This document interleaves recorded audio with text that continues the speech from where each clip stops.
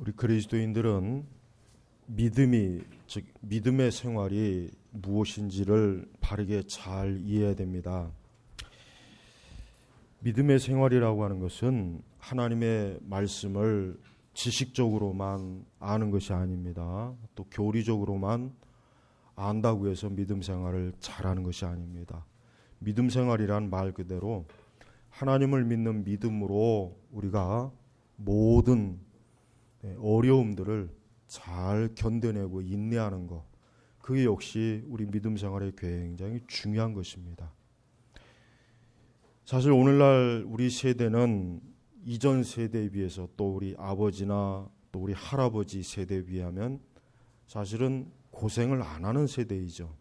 예를 들면 뭐 굶주리거나 헐벗거나 또 무슨 우리가 전쟁이 일어나거나 아니 무슨 뭐 테러가 일어나거나 또 우리가 무슨 뭐 지금 일제 시대를 살아서 무슨 어떤 뭐 민족적인 뭐 억압을 당하거나 사실 그러지 않습니다. 굉장히 흔히 뭐 역사학자들이 얘기하지 않습니까? 우리나라 역사를 뭐 5천년이라고 하죠.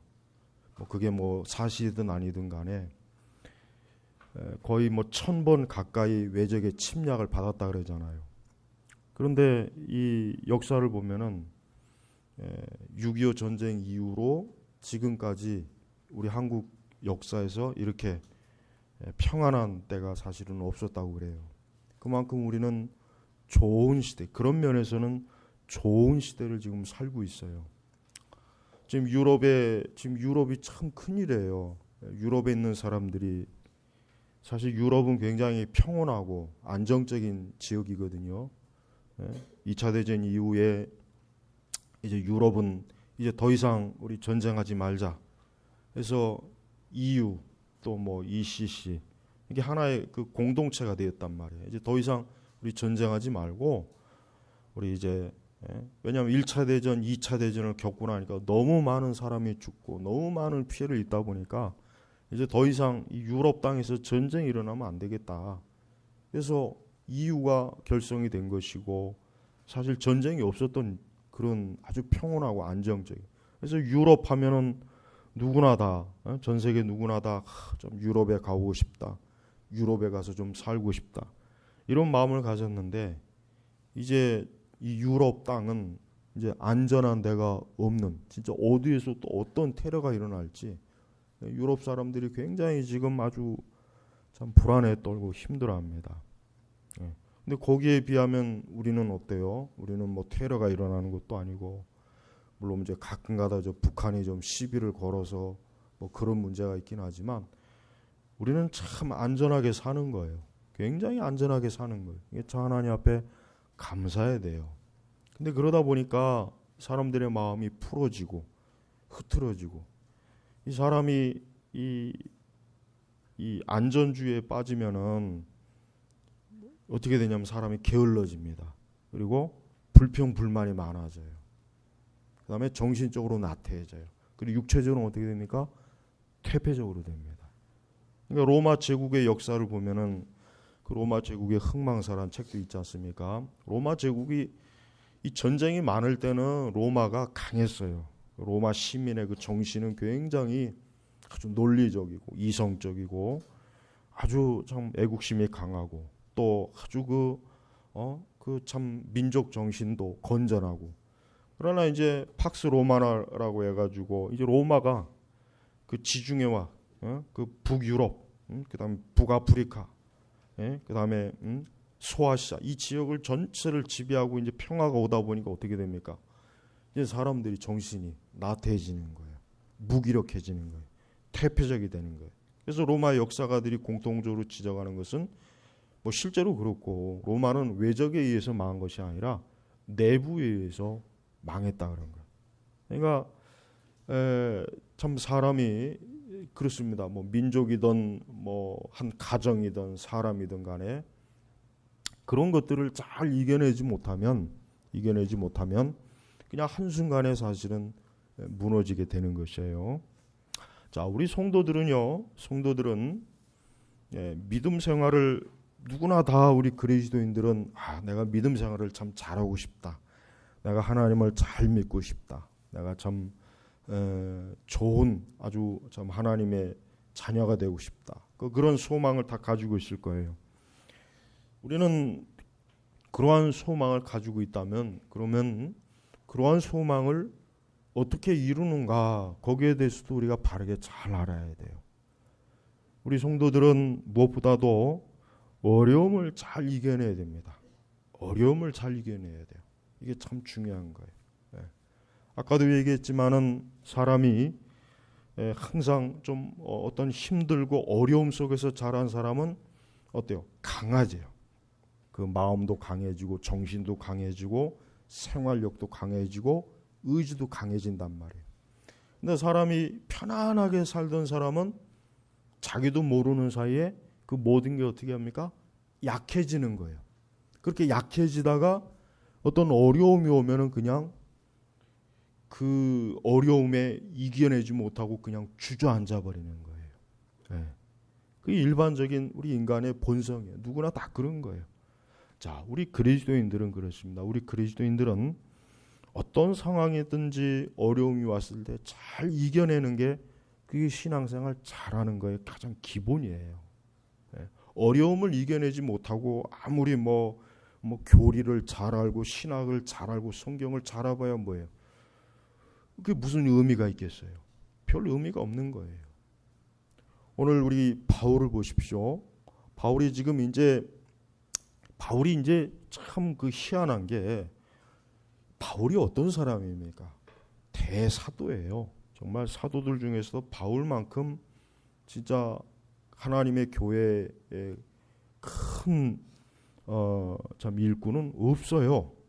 그런데 이 바울이요, 이 고린도 교회에서 바울이 굉장히 어려움을 겪었는데 무슨 어려움을 겪었냐면 바울의 그 자질을 가지고 바울이 진짜 하나님의 일꾼이냐, 뭐 바울이 진짜 사도냐, 뭐 바울이 진짜 예수 그리스도의 이런 식으로 바울의 시비를 많이 당했어요. 그러니까 참 어이없는 일이죠. 예? 바울을 가지고 그래서 오늘도 뭐라 그랬습니까? 그들이 그리스도의 일꾼이냐? 그러니까 역으로 얘기하면 뭐냐면 바울에 대해서 바울이 그리스도의 일꾼이냐라고 시비를 거는 거예요. 바울 당신이 진짜 하나님의 일꾼이냐? 사도냐?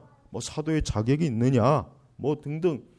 그러니까 그런 여러 시비를 거니까 바울이 지금 뭐라고 합니까? 오늘 우리가 본문에 있지만은 뭐라고 했냐면 바울은 자기가 예수 그리스도를 위해서 고난을 겪은 그 하나하나를 지금 여기서 쭉 나열하는 거예요.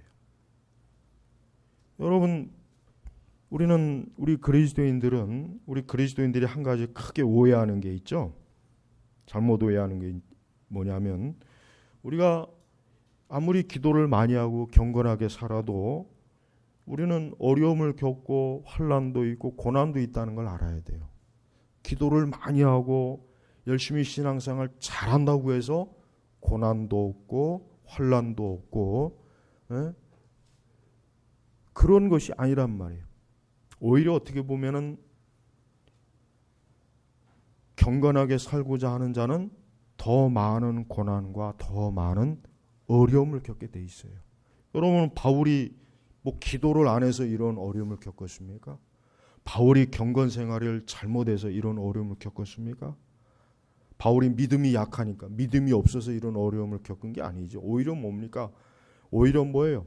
그는 오히려 그리스도의 일꾼이기, 진짜 그리스도인의 일꾼이기 때문에 사실은 뭐예요? 더 많이 수고하고 감옥에도 더 많이 갇히고 매도 수없이 맞고 또 여러 번 죽을 뻔했다. 이게 다 누구를 위한 것 때문이에요? 예수 그리스도를 위한 것 때문에. 또 거기에다 유대인들에게 40에 하나는 감한 매를 5번 맞았으며,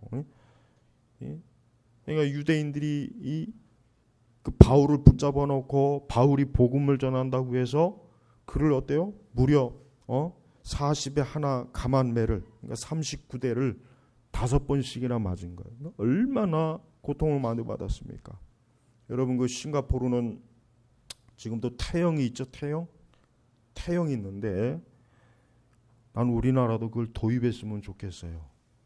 그 태형이 얼마나 센지 한 번 맞으면 거의 다 그냥 웬만한 사람은 다 주저앉는데 2번, 3번 맞으면 거의 다 기절을 한답니다. 그렇게 이 태형이 무서운 거예요. 그러니까 싱가포르는 엄격하잖아요. 사회 질서를 혼란케 한다거나. 내가 볼 때는 우리나라는 그 태형을 맞을 사람들이 굉장히 많아요. 네. 근데 이 유대인들의 이 40에 하나 감하면은 그것보다 더 무서운 매질이에요. 굉장히 무서운 거예요. 거기다 3번 채찍으로 맞았고 1번 도로 맞았고 3번 파산을 당하였고 하루 밤낮을 바다에서 헤매었고 여러 번에 걸친 여행에서 강의 위험, 강도의 위험, 동족, 이방인, 성읍, 강야 거기에다가 또 뭡니까? 거짓 형제들 그 다음에 수고하고 여러 번 자지 못하고 굶주리고 목마르고 여러 번 굶고 추위에 떨며 헐벗기도 하였다. 이게 바울이 뭐예요? 자기가 그리스도를 위해서 자기가 사도로서 복음을 전하는 일로서 자기가 그동안 겪었던 고난, 고생이라는 거예요. 우리는 이 중에 단 하나도 겪어보질 않았어요. 우리는 이 중에 단 하나도 우리는 겪어보질 않았단 말이에요. 여러분 우리 그리스도인들은 모든 우리의 믿음의 삶에 어떻게 해요? 잘 인내하고 견디며 모든 수고를 어때요? 잘 이겨내는 거. 이게 믿음 생활 잘하는데 가장 중요한 훈련이 되는 것입니다. 이걸 잘하지 못하고서 나는 믿음 생활 잘하고 싶다. 나는 온전한 그리스도인이 되고 싶다. 그거는 불가능한 얘기예요. 자, 우리가 성경에 보면 보세요. 성경에 보면은 우리가 아브라함도 그렇지만 이삭도 그렇고 야곱도 그렇고 특히 야곱을 보면은 굉장히 고생을 많이 했습니다. 야곱을 보면은 하나님께서 그만큼 야곱이 좀 고생을 해야 된다는 그 생각을 뜻을 하나님이 가지고 계신 거예요. 왜냐하면 야곱 자신이 어때요? 굉장히 참 부모 밑에 있을 때는 고생도 안 하고 그냥 잔머리나 굴려대면서 그냥 사기치고 늘 그런 식으로 살았던 거예요. 그러니까 하나님께서 너 야곱은 좀 안 되겠구나. 넌 한번 좀 실컷 한번 뒤지게 고생을 좀 해봐야 되겠구나. 그 섭리적으로 어떻게 합니까? 그 삼촌 라반 야곱보다 더 뛰어난 사기꾼, 더 고단수의 아주 그 밑에서 얼마나 고생을 합니까? 오죽하면 그 라반 삼촌의 그 양떼를 지키는데 그 추위와 더위 밤낮으로 잠도 못 자고 눈 붙일 겨를이 없었다 그랬어요. 그렇지만 그게 하나님께서 야곱을 위한 훈련이에요. 그런 어려움을 야곱이 겪었어야 되기 때문에 하나님께서 주신 것이란 말이에요. 네. 그래야 하나님께서 아브라함과 세우신 그 믿음의 언약, 그 구속의 언약을 그가 감당하고 그 책임을 감당하고 그 사명을 감당하는데 야곱이 어때요? 그러한 좋은 일꾼이 될 수 있기 때문에 그런 것이에요. 그러니까 여러분 우리는 그러한 믿음의 흔히 보통 말하는 믿음의 조상들을 보면은 전부 다 그런 어려움을 다 겪어서 한 사람도 그런 어려움을 겪지 않은 사람은 없는 거예요. 없단 말이에요. 네?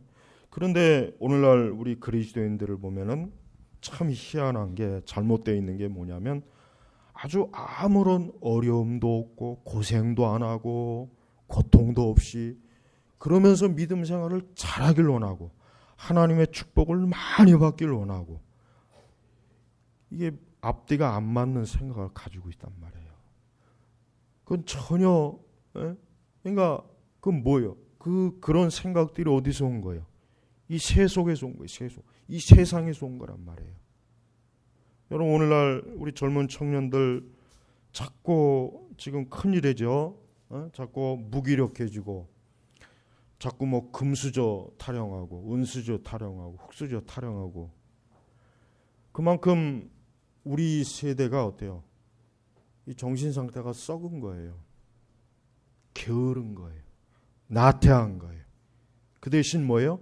이 오락 문화가 발달하니까 여러분 텔레비전 보십시오. 맨날 그 연예인들 나와가지고 시시덕거리면서 노래 부르고 무슨 뭐 1박 2일이 어디서 밥 처먹는 거 종일 틀어놓고 맨날 그런 걸 보니까 자기들도 그걸 보는 사람도 자기도 모르게 일 안 하고 그냥 맨날 놀고 노래 부르고 그게 마치 펴준 인생인 양 그렇게 착각을 하는 거예요. 그러니 그런 사람들이 그런 생각을 갖고 있는 청년들이 고생을 하려고 하겠어요? 어려운 일을 하려고 하겠어요? 이제 편안하게 사무실에 앉아서 에어컨 잘 나오는 데서 넥타이 매고 무슨 화보 찍는 생활을 하듯이 회사 생활하고 싶고 여러분 그런 생각을 가지고 어떻게 우리가 이 세상에 살 수가 있겠어요? 그건 못 사는 거예요. 그건 아주 극소수의 왜 정말 그 아버지가 부모가 재벌이 아닌 이상은 그건 어려운 거예요. 근데 모두가 다 재벌의 아들딸이 워낙 아들딸을 바라보고 있으면은 진짜 웃기는 말로 소는 누가 키우고 개는 누가 키울 것이며 고양이 밥은 누가 줄 것이야. 그러니까 모두가 다 너무 높은 것만 바라고 높은 것. 그러다 보니까 고생하는 거 싫어하고 어려운 일 당하는 거 싫어하고 조금 어려움이 오면 그냥 주저앉아 빠지고 나자 빠지고. 그 제가 요즘은 뭐 잘 안 보지만은 그 종편에 보면은 그 어떤 프로그램이 하나 있어요. 그 보면은 그 뭐 서민 갑부라는 프로가 있어요. 그 제가 한동안 유심히 봤어요. 보면은 보통 재산이 한 30억, 40억, 50억대 되는 사람들이 나와요. 근데 처음 나올 때는 막 돈을 쓸어 담는 장면이 막 나와요. 막 돈을 그냥 막 하루에 막 몇백만 원씩 베는 장면이 막 나와요. 그 다음에 뭐가 나오느냐? 그 사람들이 그 자리에 오르기까지 얼마나 많은 고생을 했는가가 나오는 거예요. 사기도 여러 번 당하고 부도도 여러 번 당하고 병도 걸려보고 길거리에 내쫓기기도 하고 배신도 당하고 그 정말 웬만한 사람 같으면 진짜 자살을 그냥 차라리 하고 싶을 만한 그 고통을 겪고 나서 그렇게 돈을 버는 그런 상황이 온 거란 말이에요. 예외가 없어요. 전부 다 그래, 전부 다. 근데 그 사람들이 지금 당장 돈을 많이 버는 것만 생각하죠. 그 사람들이 지금 당장 좋은 차를 타고 다니면서 좋은 집에서 사는 것만 보죠. 나도 저렇게 되고 싶다. 근데 막상 그 사람들의 인생을 추적해 보니까 엄청난 고생을 한 거예요. 정말 가난해. 전부 다 흙수저들이에요. 흙수저들. 금수저들은 없어. 전부 다 아주 그냥 찢어지게 가난한 집에서 진짜 밥도 제대로 못 먹고 진짜 학교도 제대로 못 나오고 배운 것도 없고 그냥 밑바닥에서부터 정말 그것도 좀 일어났다 싶으면 또 한 몇 번씩 뒤집어져 가지고 또 바닥에 내앉고 그런 과정을 겪으면서 그 사람들이 어때요? 지금 다 자기 나름대로의 그만한 삶을 이룬 거예요. 여러분 우리 그리스도인들이 그런 걸 보면서 배워야 될 게 있어요. 여러분 세상의 육신적인 사람들도 자기의 육적인 것을 위해서 그 참 육의 것을 위해서 그 피눈물 나는 고생을 하면서 어떤 과정을 잘 겪고 그러는데 우리는 하나님 나라의 소망을 두고 있고 우리는 하나님 나라의 유업을 이미 얻은 사람이에요. 참된 그리스도인들이 이미 천국을 유업으로 보장받은 사람이에요. 그런데 그리스도인들이 어때요? 굉장히 나약해요. 너무 나약해. 정말 나약해. 옛날 성도와 지금 성도의 차이가 뭐냐? 옛날 성도들은 굉장히 강했어요. 어떤 시험이 오고 어려움이 오면 금식을 하고 몇 날 며칠 기도를 하고 하나님 앞에. 근데 지금은 조금 어려움이 오면은 기도를 해야 되는데 기도도 안 하고 교회 생활도 등한히 하고 반대로 자꾸 시험에 들어가지고 자꾸 불평하고 원망하고 근심하고 이게 약해서 그런 거예요. 약해서 그래요. 환경의 문제가 아니에요. 환경에. 응? 제가 얼마 책 중에 아주 웃기는 책을 하나 참 봤어요. 본 게 아니라 제목만 봤어요. 제목만. 그 제목이 뭐냐면은 뭐더라 그 제목이 있어요. 나 하도 웃겨. 난 처음에 그 제목을 보고 이게 아마 무슨 웃기는 유머 책인가 난 착각을 했어요. 제목만 보고 무슨 제목이냐면 그게 뭐냐면은 여러분의 목사님을 뭐로 지키라는 게 있어요. 우리 목사님 우리가 지켜야 된다. 그 책 제목이 있어요. 나는 처음에 그러니까 쉽게 얘기하면은 여러분의 교회 목사님 우리 성도들이 지켜야 된다라는 그 내용이에요. 그 제목이. 나는 처음에 그걸 보고 그냥 솔직히 얘기해서 그냥 피식 웃음이나 왜냐. 아이고 본인들이나 걱정하세요. 제발 목사님 걱정하지 마. 본인들이나 잘 지켜. 본인들이나 신앙생활 잘하고 제발 시험에 떨어져 갖고 목사님 괴롭히지나 말고 지킬 생각은 그만두고 제발 좀 목회자 근심 염려나 좀 안 지켰으면 좋겠어요. 지키는 건 그건 바라지도 않을 테니까 본인들이나 잘하세요. 난 딱 그 생각이 들었어요.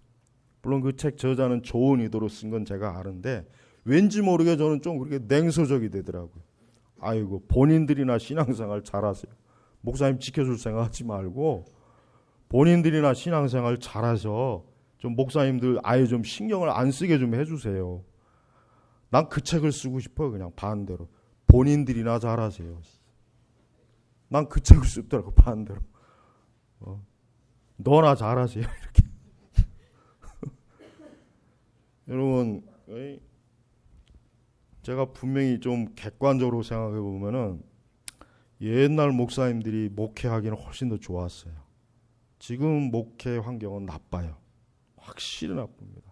왜 나쁘냐면 일단 성도들이 약해요. 신자들이 약해요.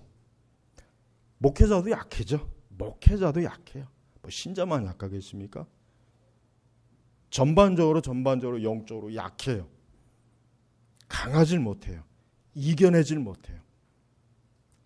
어려움이 오면 그냥 주저앉아 버려요. 시험에 넘어져요.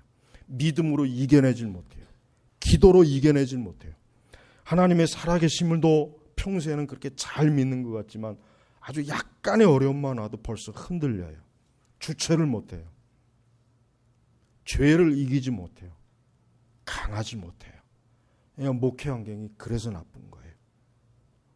옛날 같으면 아무것도 아닌 일도 지금은 엄청난 사건이 되고 엄청난 시험이 되고 엄청난 고난이 되고 엄청난 고생이 돼버렸어요.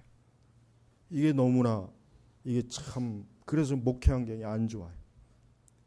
옛날 목사님 같은 그런 상황이면은 아무것도 아닌데도 지금은 그게 교회가 휘청거릴 정도가 돼버려요. 그 정도로 지금은 약해. 전반적으로 약해졌어요. 왜 그러냐? 영적으로 약하니까 약한 거지. 다른 게 있으니 영적으로 약한 거예요. 끈기 있게 하나님께 기도하고 또 믿음이 자라는 과정이 그냥 저절로 자라는 겁니까? 믿음이 자라는 과정이 그냥 나는 가만히 있으면은 무슨 휴대폰 충전하는 식으로 알아서 믿음이 충전이 됩니까? 그렇지 않습니다. 믿음이 자라려면은 고생과 고난이 없으면 안 돼요. 고생과 고난이 없으면 절대 믿음이 안 자랍니다. 방법이 없어요. 여러분 지금 바울은 이렇게 많은 어려움을 겪었어요. 그렇지만 바울이 내가 이렇게 많은 어려움을 겪어서 내가 참 억울하다, 괴롭다, 죽고 싶다. 이런 어떤 무슨 탄식이나 무슨 그런 서글픈 그런 걸 얘기합니까? 아니에요. 28절에 보면 그 밖에도 날마다 나를 두르는 것이 있으니 곧 모든 교회를 위한 염려이다. 쉽게 얘기하면 바울은 자기가 이런 고생을 하고 고난을 겪는 그거는 자기는 그런 거 아예 신경도 안 쓴다는 거예요. 그가 진짜 힘들고 괴로운 것은 염려가 되는 건 교회예요. 교회. 왜? 성도들이 복음을 떠나고 자꾸 복음을 떠나고 믿음이 약해지고 자꾸 영적인 시련과 어려우면 이겨내지 못하고 자꾸 마귀에게 속고 죄 짓고 율법죄에 빠지고 거짓 교사들에게 속고 그게 자기가 복음을 전하는 그 교회들마다 그냥 에베소 교회 뭐 고린도 교회 뭐 여러 교회들이 있을 거 아니에요. 여러 교회들. 그 교회들을 생각하면 지금 자기가 뭐 굶주리고 뭐 무슨 뭐 고생 지금 그런 거는 생각도 안 난다는 거예요. 이게 바로 강한 성도래. 바울이 강한 성도이기 때문에 이럴 수 있는 거예요. 그러나 바울이 약한 성도, 약한 신자이면은 바울은 그냥 오직 자기가 지금 고생하는 거에만 정신이 다 빠졌어요. 자기가 오직 고난을 받는 거기에만 몰두하지 교회를 위한 염려나 이런 거는 아예 어때요? 아예 그런 거는 그의 마음속에 들어오지도 않는 거란 말이에요. 여러분 우리는 어려움이 오면은 그 어려움을 어떻게 해야 됩니까? 광야에서 이스라엘 백성들이 가장 큰 문제가 뭐였냐면 애굽에 있을 때보다 확실히 어려웠던 거예요. 애굽에서 저들이 어땠어요? 애굽에서 이스라엘 백성들이 막 죽겠다고 막 난리쳤잖아요. 애굽에서 막 노예 생활하는 게 막 죽겠다, 막 괴롭다, 죽고 싶다, 막 엄청나게 막 그것 때문에 막 하나님께 부르짖고 그랬는데 막상 광야에 나와 보니까 애굽에 있을 때가 편했던 거예요. 애굽에 있을 때 고기도 먹었지, 먹고 싶은 거 다 먹었지, 좀 약간 육체적으로 힘이 들어서 그렇지. 생각해 보니까 저들이 가만히 생각해 보니까 야 우리가 이거 괜히 출애굽했다. 야 괜히 이거 광야로 나왔다. 야 이거 잘못 생각했다. 이거 잘못 판단했다. 야 우리 다시 돌아가자. 이스라엘 백성의 마음속엔 그게 굉장히 가득한 거예요. 그러니까 하나님께서 그 첫 세대는 광야에서 다 그냥 하나님께서 그냥 너희 첫 세대는 안 되겠다. 너희들은 여전히 애굽을 사모하고 애굽에 있을 때 그 편안함, 애굽에 있을 때 그 안락함에 너희들이 지금 이 광야를 견뎌내지 못하니까 어때요? 그냥 너희들은 광야에서 끝내라. 아주 첫 세대는 두 사람 빼놓고는 광야에서 그냥 다 저들의 인생을 다 보내고 그 자식들 세대하고 여호수아와 갈렙만 어때요? 가나안으로 입성한 거예요. 네. 여러분 거기에는 굉장히 영적인 의미가 중요한 의미가 있어요. 뭐냐? 우리 성도들도 그래요. 우리 성도들도 어떠한 시험이 오고 어려움이 오고 환난이 오고 그런 게 왔을 때 어떻게 해야 돼요? 우리는 그런 걸 불평하면 안 됩니다. 그걸 불쾌한 마음으로 받아들이면 안 돼요. 그게 마치 하나님이 무슨 저주를 받느냐, 내가 마치 하나님의 축복을 받지 못하느냐, 그런 생각을 가지면 안 돼요. 오히려 그것이 나를 영적으로 더 내 믿음을 더 성숙하고 더 키우는 하나의 좋은 하나님이 준 기회로 삼아야 돼요. 또 사실 그러기도 해요. 하나님께서는 하나님의 자녀들을 이제 편안하게 따뜻한 침대, 시원한 침대에 눕혀서 그저 그냥 알아서 하나님이 다 먹여주고 떠먹 그런 분이 아니에요. 그들을 어때요? 거친 광야로, 물 없는 사망으로, 그들을 거친 돌짝밭으로, 그들을 어때요? 그런 곳으로 하나님이 인도하셔서 그들을 어떻게 해요? 믿음을 온전케 하는 거예요. 그런 상황 속에서 하나님을 믿도록 하는 거예요. 그런 어려운 상황 속에서 하나님을 믿어야 그게 진짜 믿음이지, 편안함 가운데서 하나님을 믿는 그건 사실 거의 온전한 믿음이라고 참하기가 어렵습니다. 그러니까 여러분, 우리 성도 여러분들은 어떤 어려움이 와도 그런 어려움이 오면 주저앉지 말고 믿음으로 이겨내야 돼요. 견고하게 이겨내야 돼요. 여러분 예수님의 일생 한번 가만히 보십시오. 여러분 예수님의 일생은 고생이에요. 고생. 예수님의 일생은 처음부터 끝까지 고생이에요. 태어나는 그 순간부터 헤롯이 그를 죽이려고 쫓아다녔죠. 예수님이 그 출신 자체는 어때요? 노동자 출신이에요. 매일매일 일을 하지 않으면 먹고 사는 게 힘든 그런 목수, 아주 가난한 출신입니다. 거기에다 또 공생에 들어선 그 이후부터 얼마나 예수님은 어때요? 한 번도 제대로 편안하게 예수님은 잠을 자본 적이 없을 거예요. 예, 우리가 그 복음서를 유심히 읽어보면 알아요. 예수님은 공생의 기간 내내 심지어 밥 먹는 시간도 없을 정도로 예수님은 시간이 부족했어요. 그럼 당연히 잠자는 시간도 부족했을 거예요. 예수님은 말 그대로 당신이 하신 말씀대로 누울 자리도 없었어요. 그러니까 편안한 안식처가 없었다는 얘기예요. 쉽게 얘기하면. 분명히 아마 제자들과 그냥 곳곳에 복음을 전하시면서 아마도 그냥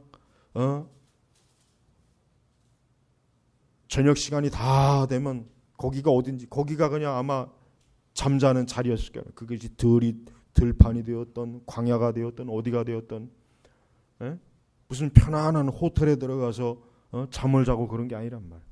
그러니까 예수님의 일생 자체가 뭡니까? 고생입니다. 고생. 거기에다 또 뭡니까? 예수님은 결국은 십자가에서 죽음을 당하셨잖아요. 그러니까 예수님의 일생 자체를 보십시오. 고난과 고생이에요. 그러나 예수님은 그 모든 걸 다 뭡니까? 예수님 자신도 믿음으로 그걸 이겨냈어요. 예수님 자신도 늘 기도하며 이겨냈어요. 그 수고하고 애쓰는 그 인성의 삶을 예수님은 하나도 그저 편안하고 안전하게 보낸 적이 없어요. 매번 예수님을 죽이려고 하는 자도 많았고 예수님을 비판하는 자도 많았고 하여튼 사사건건 늘 예수님은 어때요? 그 공생의 삶 전체가 하여튼 고생으로 시작해서 죽음으로 끝냈어요. 여러분 우리는 예수님 믿는다고 해요. 우리는 예수님이 나의 주님이라고 해요. 근데 우리는 항상 어때요? 좋은 것만을 원해요. 고생도 안 하고 수고도 안 하고 굶주리지도 않고 배고프지도 않고 땀 흘리지도 않고 환난도 없고 그걸 위해서 예수님을 믿어요. 잘 되기 위해서. 여러분 이거는 기독교 신앙이 아니란 말이에요. 이건 기독교 신앙이 아니에요. 이건 이교 신앙, 이건 이방 종교의 신앙이지 이건 성경에서 말하는 기독교 신앙이 아니에요.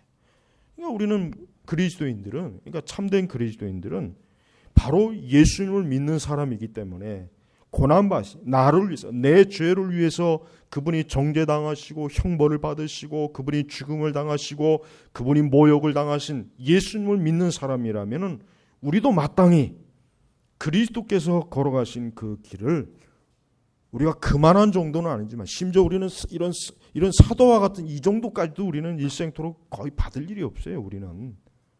그러나 우리가 우리의 생활 속에서 우리의 현실 속에서 어떤 어려움이 오고 좀 고생스러운 게 오고 또 이런저런 거예요.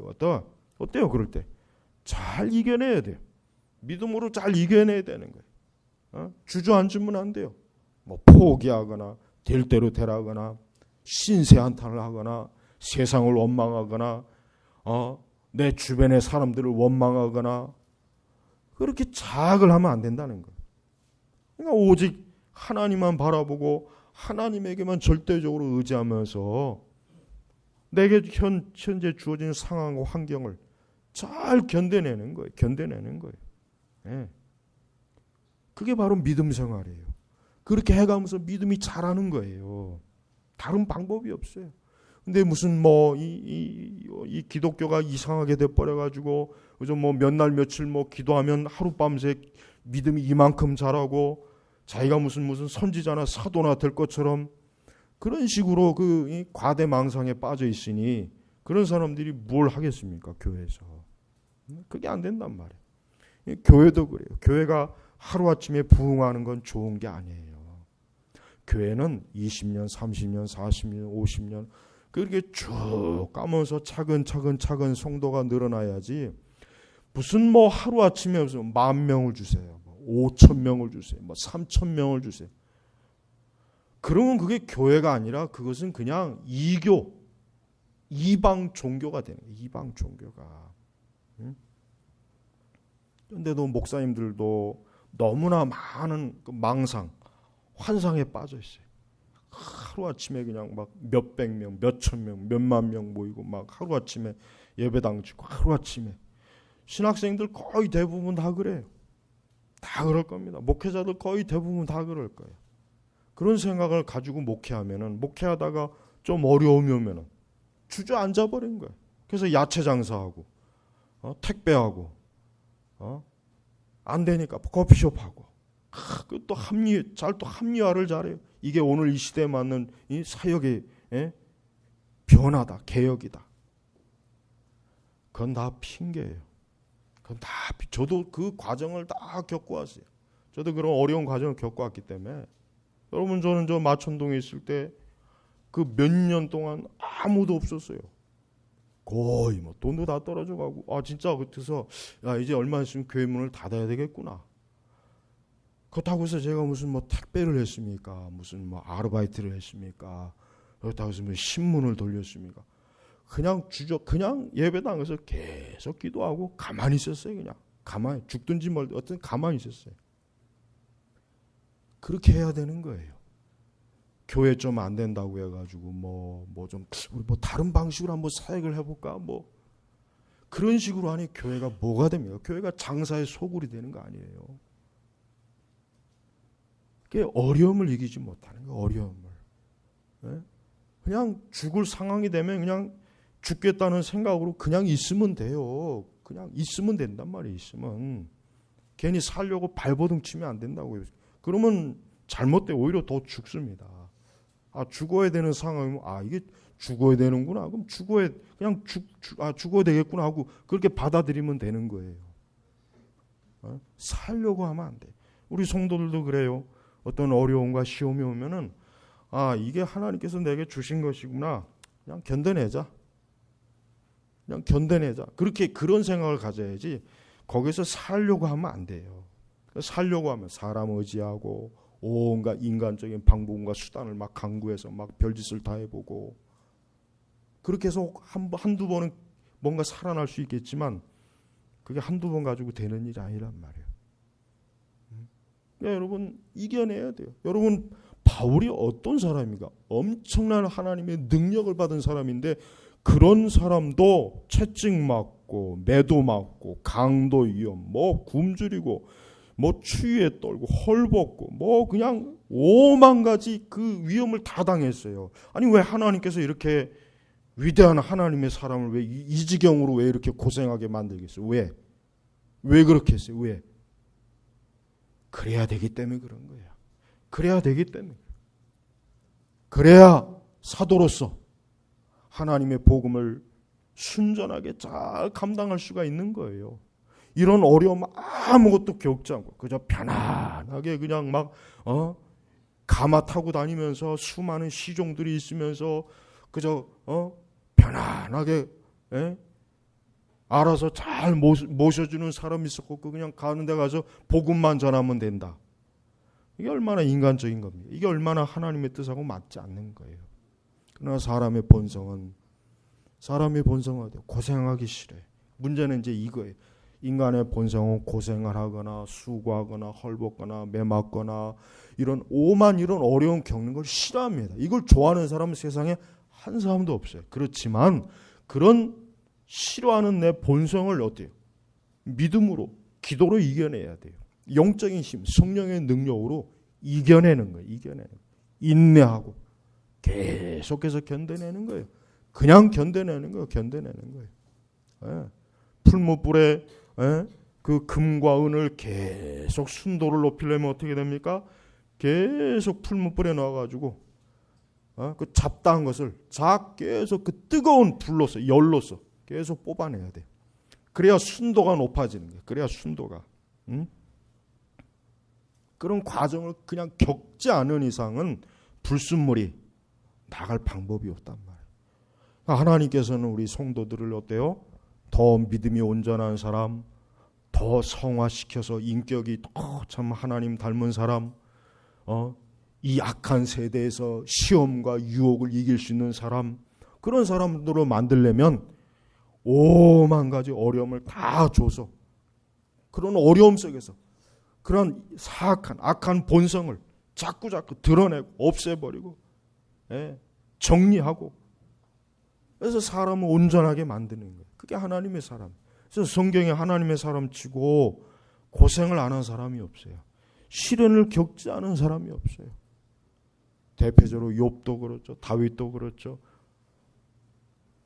보통 하여튼 뭐 믿음의 사람, 믿음의 영웅이라고 하는 사람들 치고 그런 어려움을 겪지 않는 사람이 어디 있습니까? 없단 말이에요. 그러니까 고생을 해야 돼요. 근데 오늘 우리 시대는 이 오락문화가 발달하니까 고생 안 하고 어떻게 하면 좀 편안하고 안전하게 편리하게 인생을 어떻게 좀 그렇게 살아볼까, 그냥 그런 생각을 모두가 다 가지고 있어요. 모두가 다. 그러니까 정신 상태가 썩은 거예요. 정신이 썩은 거예요. 그러니까 나라꼴이 이렇게 개판이 되는 거 아니에요. 나라꼴이. 위에 있는 것들이나 아래에 있는 것들이나 하여튼 어떻게 하든지 최대한 하여튼 해먹자, 이런 생각을 가지고 있으니 나라꼴이 이렇게 되는 거란 말이에요. 교회도 마찬가지예요. 교회는 더 큰 문제죠. 교회는 일단은 신자들 자체가 어떤 영적인 수고를 안 하려고 그래. 편안한 걸 줘요. 편안하게 앉아서 설교 재밌게 잘 듣고 교회 생활 재밌게 잘하고, 그 이상은 절대 허용을 안 해요. 그 이상은 절대 허용을 안 합니다. 교회를 위한 수고나 헌신이나 고생이나 이런 게 지금은 거의 없잖아요. 거의 없단 말이에요. 왜? 그런 걸 원하는 세대가 아니니까. 그런 걸 교회에서 하게 되면은 교회에 적응을 못해요. 그냥 나가버려요. 주저앉아버려요. 편안한 교회로 다 도망다녀요. 그러니까 목회자들도 성도들에게 어떤 수고나 이런 걸 요구하지도 않아요. 그렇지만 그런 교회는 이게 교회라고 하기가 참 어려운 게, 그리스도의 고난을 모르는 교회가 어떻게 교회입니까? 그리스도의 고난을 모르는 교회가 어떻게 교회이며, 그리스도의 고난이 없는 교회가 어떻게 교회가 되겠어요? 여러분, 우리는 이 편리함,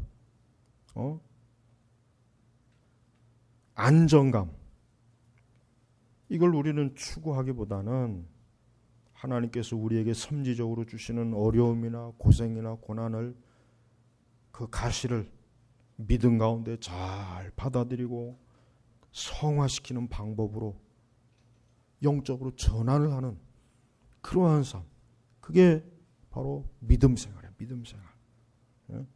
오늘 바울은 또 끝절에 보니까 내가 창문으로 광주리를 타고 성벽을 내려가 그 손에서 벗어났다. 보십시오. 이 엄청난 이 능력과 기적의 이 사도가 창문으로 광주리를 타고 성벽을 내려가서 도망가는 이 모습을 얼마나 처량합니까? 하나님께서 좀 엘리야에게 불병거를 보낸 것처럼 좀 불병거를 보내주시던가, 뭐 구름을 좀 보내주시던가, 좀 멋있게 도망치고 좀 이렇게 좀 품위 있게 도망치게 하면 얼마나 좋았을 거예요. 품위 있게. 근데 광주리를 타고 숨어서 성벽을 내려가요. 얼마나 초라하고 얼마나 참 그래요. 이게 바로 사도의 일생이에요. 사도의 일생.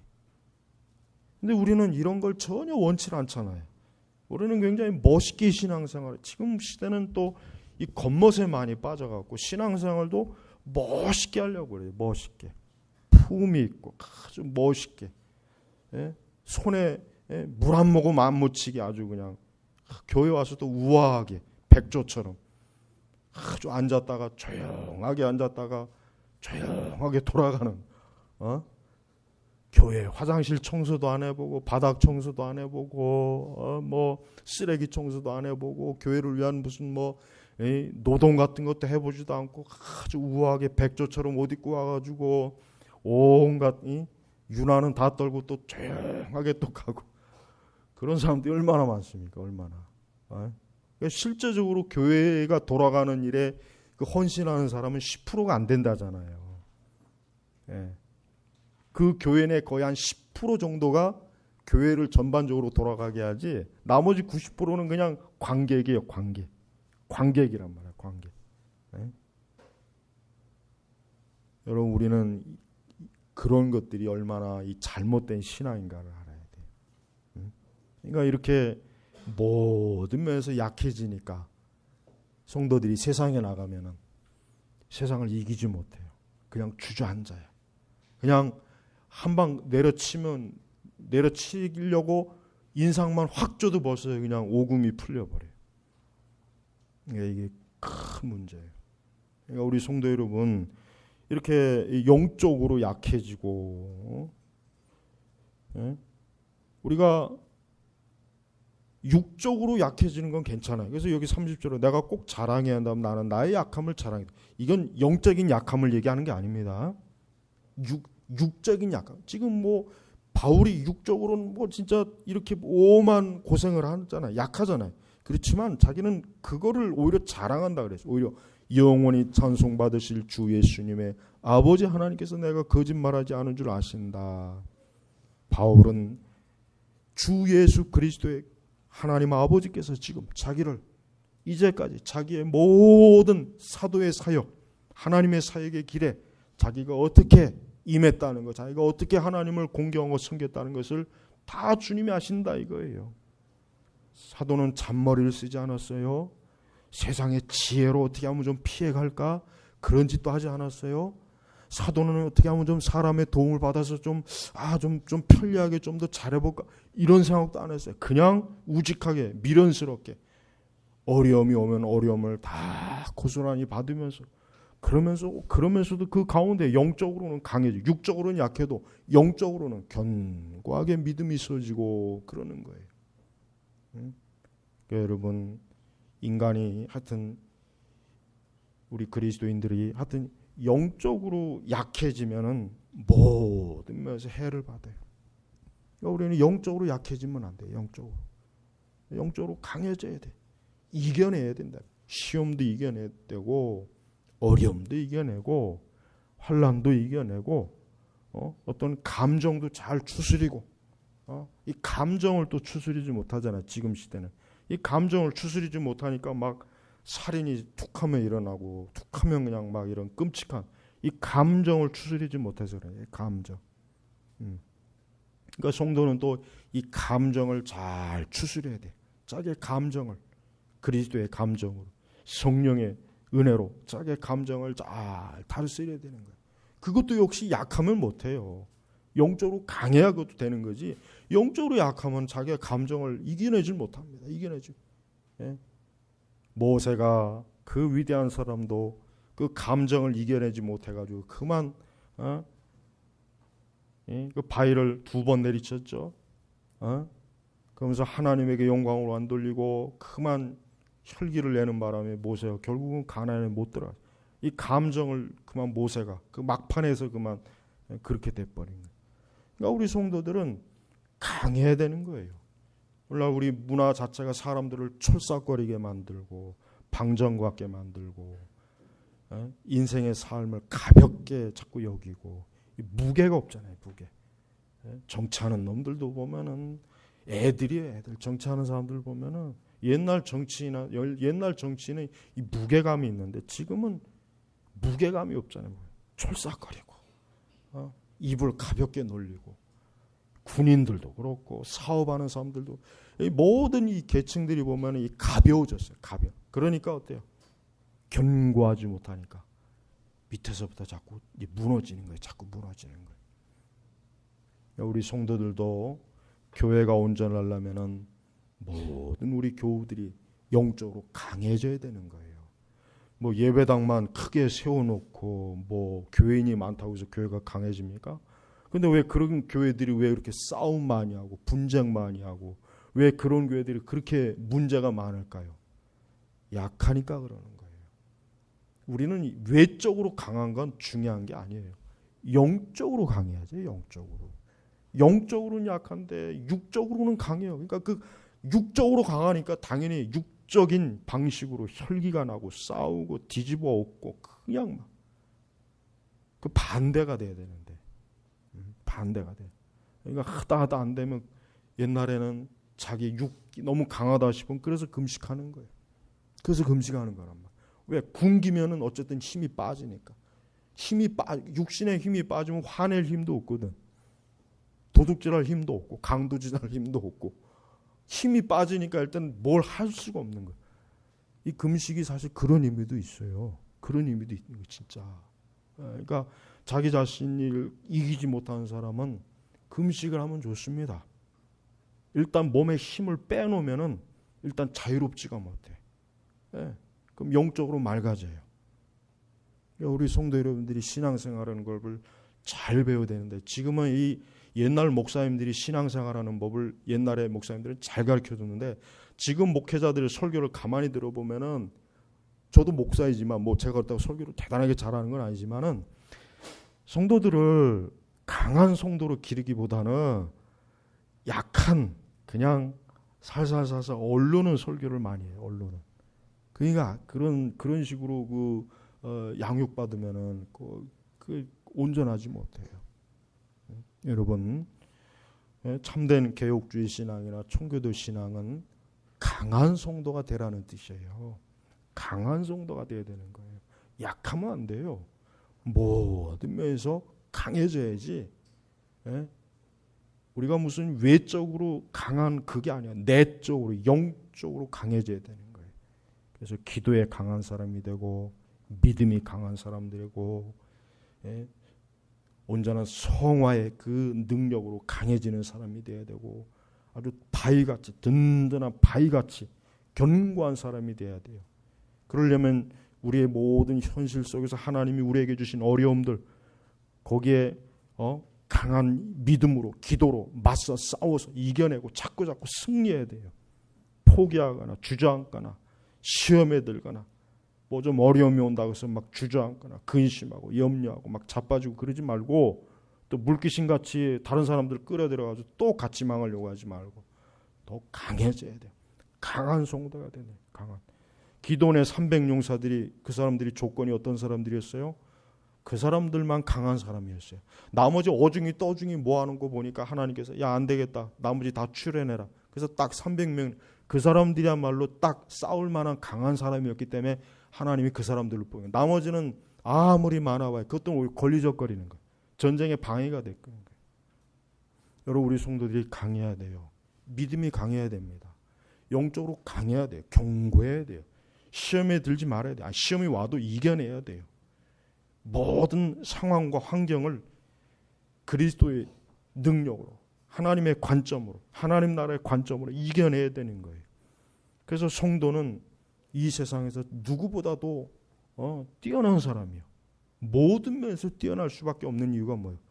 그런 것들이 잘 갖춰져 있으니까 당연히 뛰어날 수밖에 없는 거예요. 여러분, 오늘 이 말씀을 잘 명심해야 돼요. 우리는 그리스도의 일꾼으로서 이 모든 것들을 갖추기 위해서는 이런 어려움과 수고와 고됨을 잘 이겨내고 잘 자기 자신을 다스리고, 그러면서 자기 자신이 견고해야 남을 바로 세워주는 것이에요. 이게 바로 그리스도의 일꾼이에요. 예수님은 강한 분이었어요. 사도들은 강한 사람이었어요. 지금과 같이 이렇게 약한 사람들은 초대교회 가면은 아무것도 못합니다. 그냥 저 문 밖에 나가서 그냥 빗자루로 마당이나 쓰는 일밖에 할 수 없어요. 교회 안에서는 아무것도 못해요. 제발 우리 성도들이 그리스도의 일꾼으로서 하나님 앞에 좀 영적으로 온전히 강한 사람이 되길 주의 이름으로 축복합니다. 기도하겠습니다. 하나님 아버지, 감사합니다. 우리 자신의 육적인 삶에, 육신의 삶에 초점을 두지 말고 영적인 데 초점을 두고 육의 모든 것들을 능히 이기는 강한 영적인 사람이 되고, 또 영적으로도 우리가 우리의 믿음의 선진들만큼이나 좀 온전한 성도로서 우리 스스로 돌아보면서 하나님 앞에 참된 그리스도의 일꾼들이 되도록 저희들을 도와주옵소서. 감사하며 우리 주 예수님의 이름으로 기도 올렸습니다. 아멘.